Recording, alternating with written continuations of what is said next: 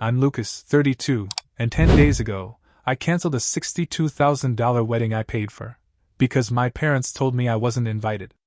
Only the real children are, they said. My siblings laughed. So I told them, then let your blood children pay for your wedding. And I meant it. I've always known I was adopted. Patricia and Roberto, my parents, made sure of that. I didn't get the soft, grateful version of adoption you see in movies. No heartwarming bedtime stories, no photo albums of the day I joined the family. Just constant reminders from the people who were supposed to love me unconditionally that I was not theirs. You're not our blood. Your real parents didn't want you. You don't count. That last one was Sandra's favorite. She's their golden girl. Marcos, the eldest, wasn't any better. He mostly ignored me unless he wanted someone to blame for something he broke. Every cruel thing they said to me, I turned into fuel. I thought if I just worked harder, became smarter, more successful, more helpful, they'd eventually stop seeing me as the extra. I got top grades. Won science competitions. Got into university on a full scholarship. Systems engineering. I worked my ass off and landed a great job in tech right after graduation. Today, I make a lot. Enough to afford a 2-bedroom apartment in a good part of the city and still travel twice a year. Not that they care. Marcos still lives with our parents. He's 35. No stable job, just floats from one short-term gig to another. Sandra got pregnant at 22, got left by the father, and moved right back home with her kid Diego. My parents support both of them. Groceries, rent, even car payments. I used to help too, lent them money here and there, bought things they needed covered. Emergencies. But they never paid me back. Not once. Eventually, I stopped picking up their calls. Until March. I got a text from my mom. Your father and I want to invite you to dinner this Friday. It's important. I hesitated. Something about the message felt off. My parents hadn't used the word invite in my direction in years. But curiosity got the better of me. I arrived Friday at 7 on the dot. The house looked the same.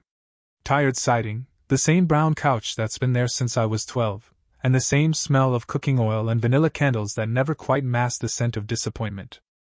My dad greeted me with this too big smile. My mom hugged me like someone rehearsing affection. The table was set like it was Christmas. Marcos was playing on his phone.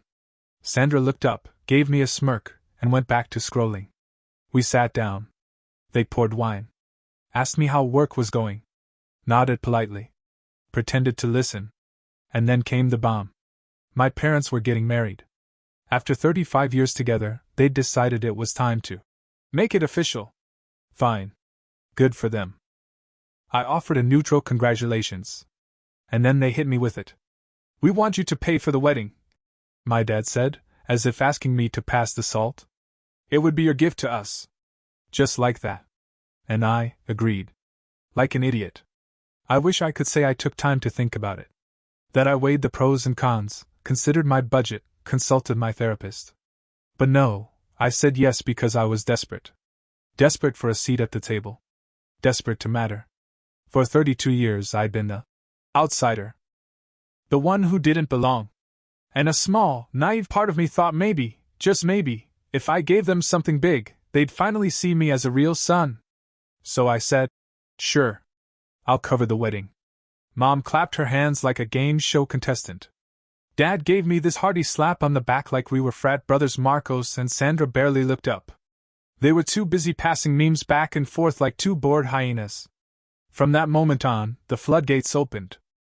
It started with the venue, a countryside estate with a garden, lake view, and a backup ballroom in case of rain.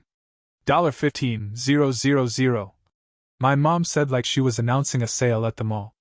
But it includes an event coordinator. She emailed me the invoice and texted me twice the same day. Don't forget to send the deposit. Like she was reminding me to take the trash out. Next came the dress. I foolishly agreed to go shopping with her, because again, some part of me still wanted this to feel like family. She dragged me to this boutique with chandeliers and champagne. She tried on 10 dresses, but of course, she chose the most expensive one, $3,500. Isn't that a bit much? I asked, trying to be subtle. She turned, narrowed her eyes, and said, I'm only getting married once. Are you going to deny me this moment, Lucas? Guilt. Every time. Shoes, veil, necklace, another $800. Then came catering. I want a proper meal, she said. Meat, fish, vegetarian, gluten-free, dairy-free, and nut-free options. For inclusivity. $12,000. I nearly choked on my coffee. But she looked me dead in the eye and said, Do you want our guests to remember this as a classy event or a cheap buffet? I paid. Of course I did. The tent? $2,000. Fireworks? $1,500. A second dress. For dancing comfort. $2,000. At this point, I was bleeding money. Every expense felt like another test. Another hoop to jump through. Another chance to prove I belong. And still, no thank you. No sincerity. Just obligation disguised as expectation. The worst part? They started acting like they liked me.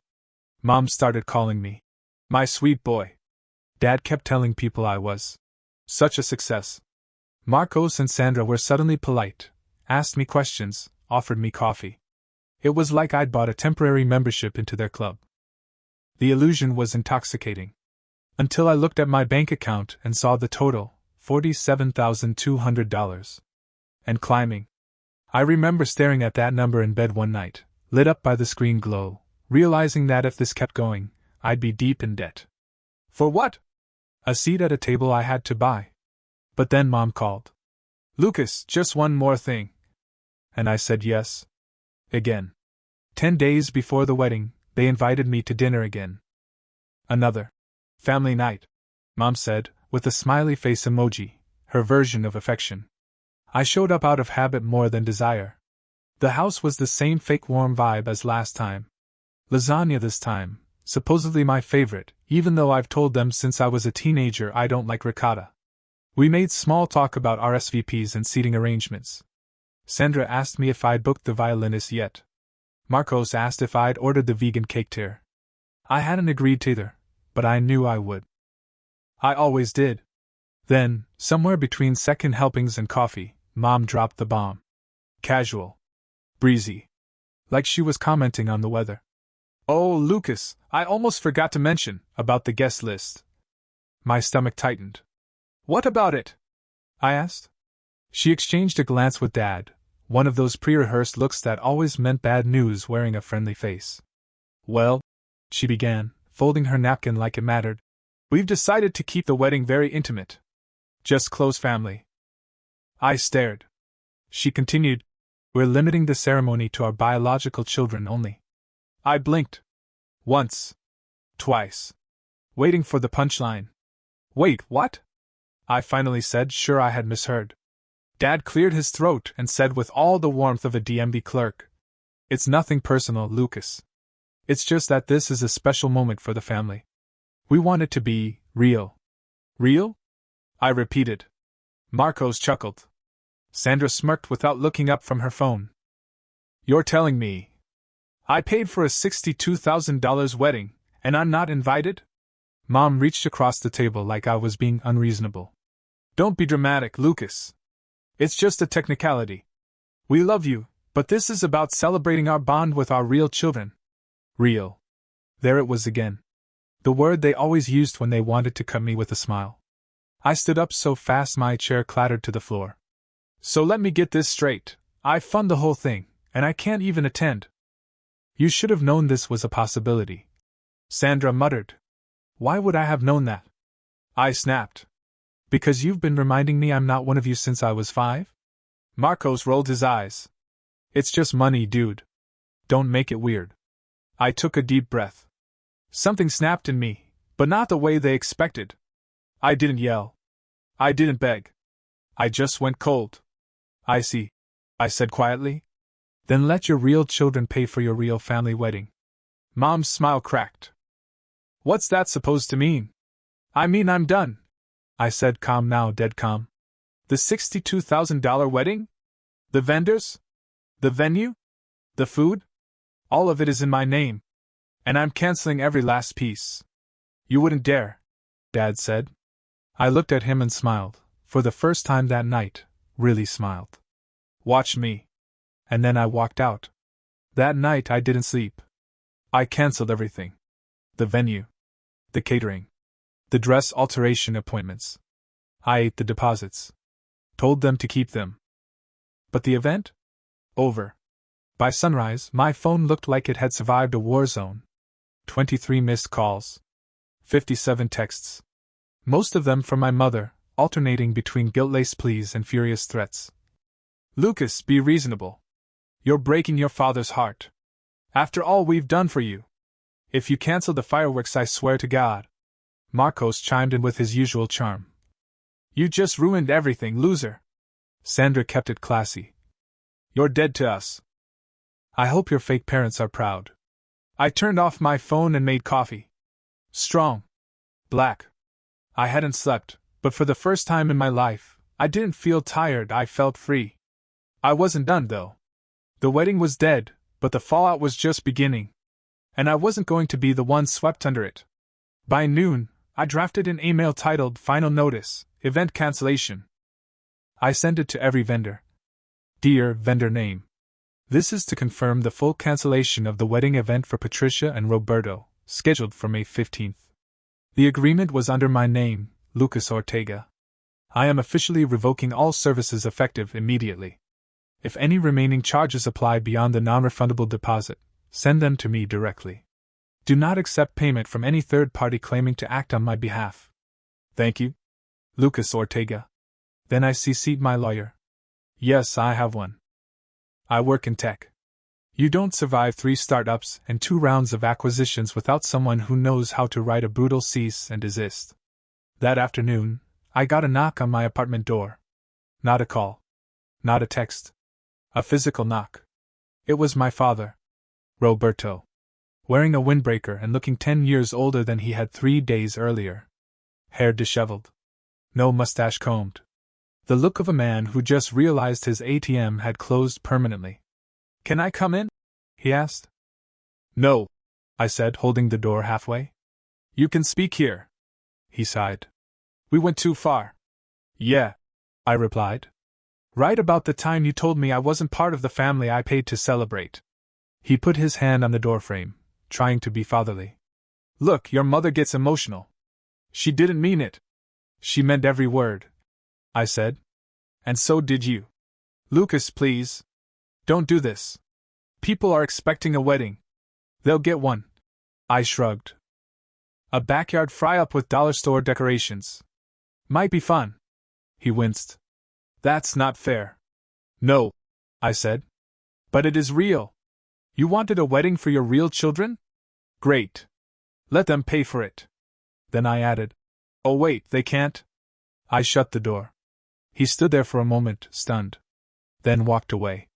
That night, I saw the update on Sandra's Instagram. Plans changed. Still gonna be a beautiful day. A blurry picture of the backyard. A balloon arch and a folding table. I nearly choked on my sandwich. And then I did something I hadn't done in a long, long time. I laughed. 10 days. That's how long they had to scramble together a wedding without $62,000 and without the person who'd organized everything. It was like watching a circus on fire from the comfort of your own balcony. The venue? Cancelled. So they hosted the wedding in their backyard.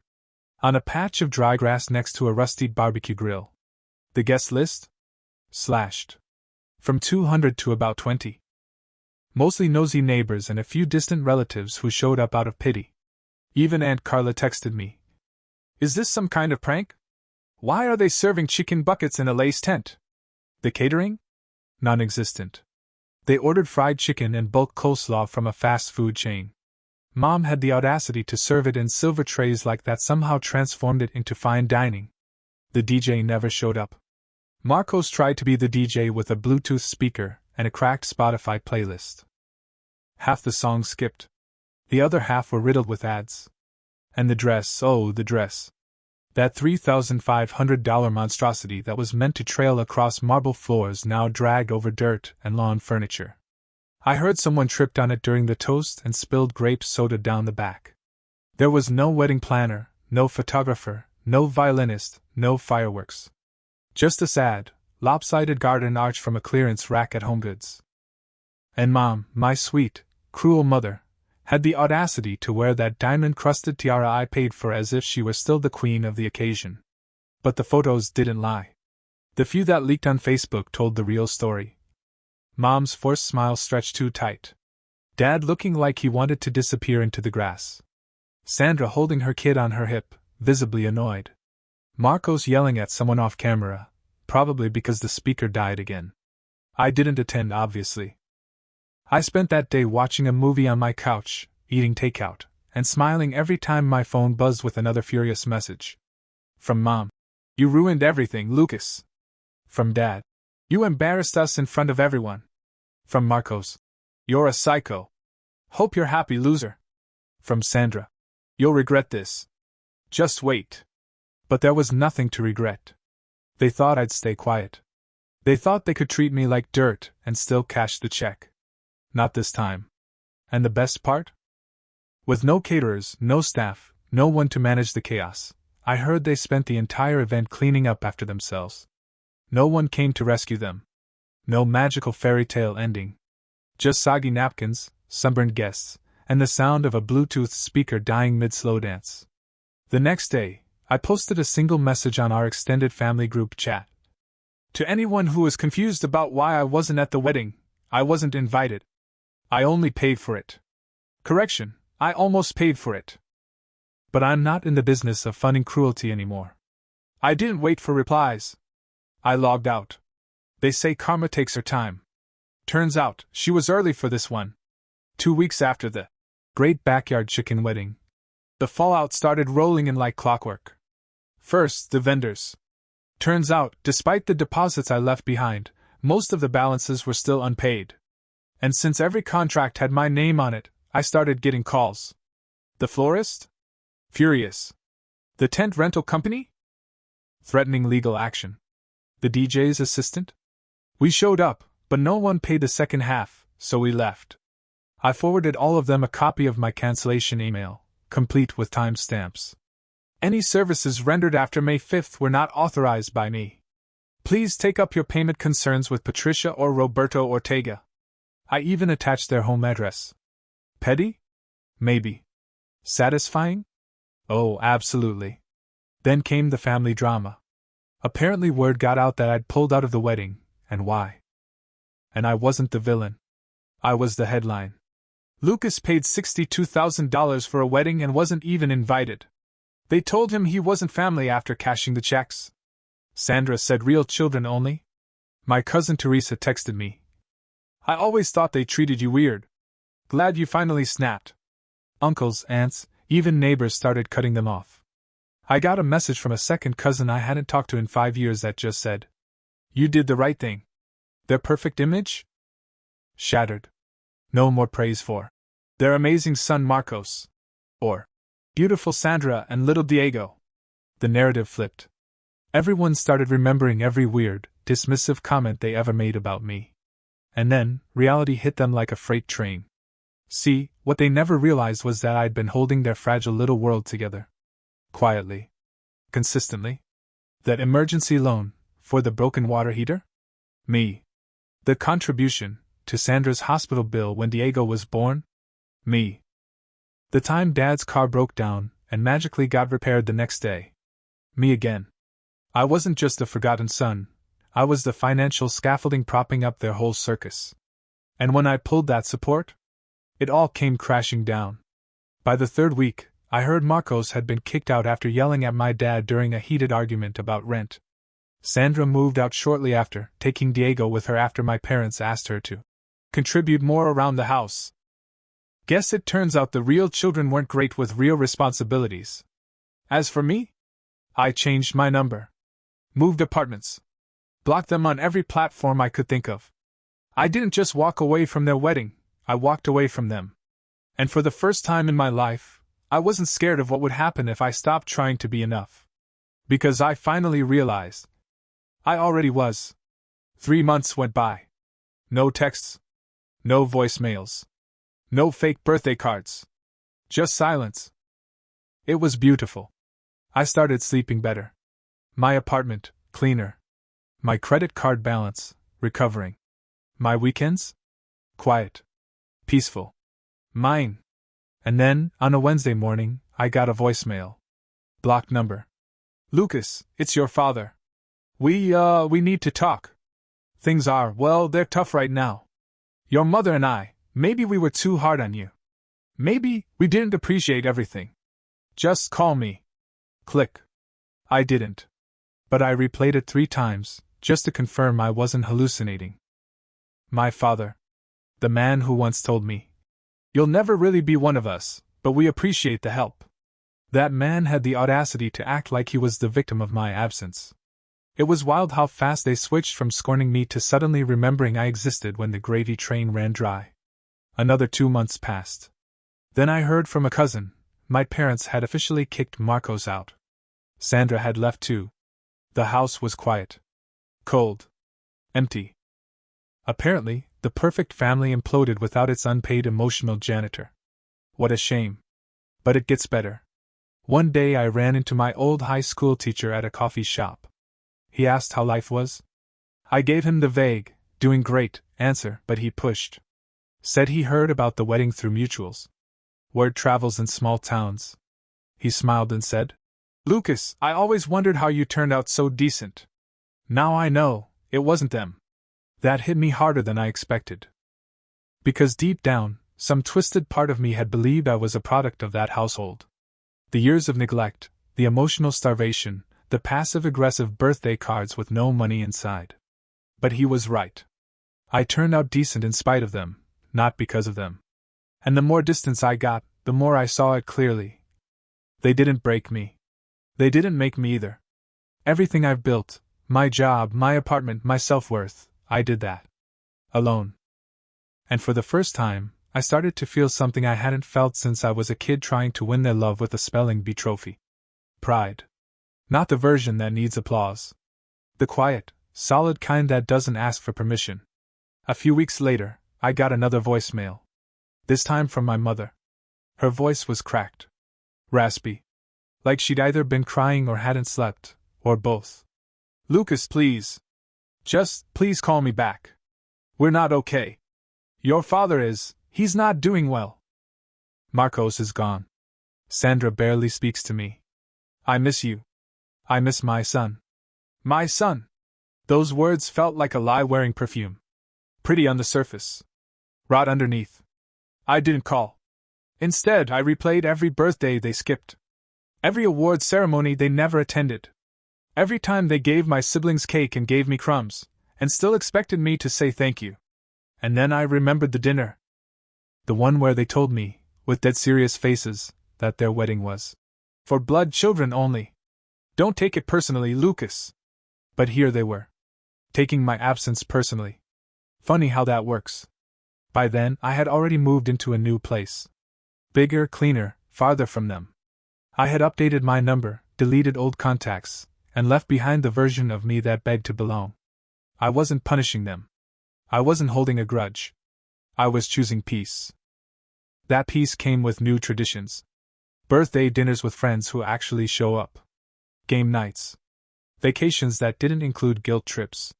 I started calling it my chosen family. A group of people who didn't need blood to love me. Who saw me without a price tag attached. And every time one of them said, "Hey, I'm proud of you," it didn't feel like bait for a loan. It felt real. Sometimes I wondered if my parents ever sat in that backyard again, under the same arch that once held up their big, fake wedding. I wondered if Mom looked at her $3,500 dress stuffed in the back of a closet and realized it wasn't a wedding. It was a failed investment. Not in money. In control. They thought they could manipulate me with scraps of approval. String me along with half smiles and sudden warmth, whenever it suited them. But the second I stopped buying it, everything fell apart. That wasn't my fault. That was clarity. 6 months after the wedding, I got one final letter. Handwritten. From my mother. I almost didn't open it. But something about the crooked handwriting on the envelope, something shaky, uncertain, made me pause. It wasn't the usual scrawl of a guilt trip. It looked tired. Inside, a single page. "Lucas, I know I have no right to ask you for anything. Not after everything. I don't know how to fix what we broke. I don't even know if it can be fixed. I just know I miss you. Not your money. Not your help. You. You were always the strongest of our kids. The one who didn't ask for attention. The one who kept trying even when we didn't give you a reason to. You didn't owe us a single dollar. You gave more than we ever deserved. I don't expect forgiveness. But I hope someday you'll believe I mean this. I'm sorry. Love. Mom. I read it twice. Then again. And then I put it away. Not in the trash. Not framed. Just away. Because I'd already gotten what I needed. Not the apology, though yeah, it was long overdue. What I needed was that final confirmation that they saw it. That they finally understood, I wasn't the mistake in the family system. I was the only one who escaped it. The next week, I booked a trip with my chosen family. No big plan, just a lakeside cabin, a deck with a view, and 0 people who ever told me I didn't count. On our first night there, we played cards and drank too much and laughed over nothing. I told them the wedding story, start to finish. All of it. They listened. And when I got to the part about being told I wasn't a real child, one of them, Sam, the loud one, threw down their cards and said, "Man, you're more family to us than half our relatives. Blood's just DNA. Loyalty's the real gene." I smiled. For once, not just to keep the peace. I meant it. And I finally realized. The family I fought so hard to win? They never deserved me. And the family I found? They never made me earn a damn thing. I used to think freedom would feel like fireworks. Like a grand finale after a long battle. A door slamming shut, a triumphant shout, maybe even tears of victory. But that's not how it felt. Freedom came in quietly. It came on a Tuesday morning when I woke up and didn't check my phone for messages from people who only remembered me when they needed something.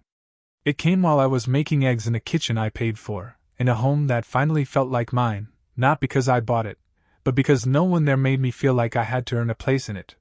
It came while I sat on my balcony, watching the city wake up, and realized I didn't miss them. I missed the idea of them. The version of them I invented in my head, kind, loving, accepting, the version I had chased for 32 years and never once caught. Letting go of that fantasy hurt. But it was necessary. You can't heal while clinging to a dream built by people who only saw you as a utility. I was their wallet. Their workhorse. Their proof of success when it was convenient. Their scapegoat when it wasn't. They adopted me, yes. Legally. On paper. But love is more than paperwork. You don't adopt someone just to remind them every year they don't belong. You don't raise a child and then tell them, "This day is only for our real children." You don't ask for loyalty while giving none in return. What they did wasn't just rude. It was calculated. They wanted me close enough to reach into my pockets, but never close enough to be family. And when I stopped paying, they stopped pretending. It was the best thing that ever happened to me. You learn a lot in the aftermath of something like that. You learn who your people are. You learn what love looks like when it's not transactional. And you learn, most of all, that peace is not something you're given. It's something you choose. I chose mine. I left the letter from my mom tucked away in a drawer. I didn't throw it out. I didn't frame it either. It wasn't a magic key that opened the door to reconciliation. It was just proof that they knew. That they finally knew. I never called back. I didn't need another performance. Because by then, my life had started moving forward without them. I got promoted. Senior engineer. I bought a second apartment and turned it into a rental. I traveled to Portugal with friends and drank too much wine on a cliffside watching the Atlantic. I laughed until I cried in a kitchen full of people who call me brother, even though we don't share a drop of blood. That's what real family looks like. Not who shows up for the holidays. Who shows up when you're ugly crying at 2 a.m. Who listens without calculating what they'll get back. Who loves without disclaimers, asterisks, or price tags. And as for my biological siblings? Marcos now works part-time at a car wash. Still blames everyone else for his situation. Sandra moved to a different town with Diego after my parents started pressuring her for rent. She reached out once. A weird, clipped message. Hope you're happy. We all fell apart without you. I didn't reply. Because here's the thing. I wasn't the one who broke the family. They broke it every time they called me not real. They shattered it when they looked at me, their son, and decided I wasn't good enough to be invited to a wedding I paid for. And they buried the pieces when they laughed in my face for finally standing up. All I did was stop pretending. All I did was pull the mask off the monster and say, no more. I still walk past wedding shops sometimes and shake my head. Not in sadness. In disbelief. That I ever thought buying a $3,500 dress would buy me love. That I thought putting $62,000 into a one-day event would make them see me. I could have bought a new car. Paid off my mortgage. Started a business. Traveled the world. But instead I bought clarity. And honestly, it was worth every penny. Because now I know. I don't need to be invited to someone else's table. I can build my own. And at my table, every seat is earned with kindness, not blood. Loyalty, not DNA. Love, not guilt. So no, I don't regret canceling that wedding. I don't regret walking away. I don't regret choosing myself. And if I could go back to that night, to that living room where my mother told me I wasn't family, I'd do the same thing again. Except this time, I wouldn't hesitate. I'd say, you're right. I'm not one of you. I'm better. And I finally believe it. That's the real ending. No revenge. No reconciliation. Just peace. The kind I earned. And the kind I'll never let anyone take from me again.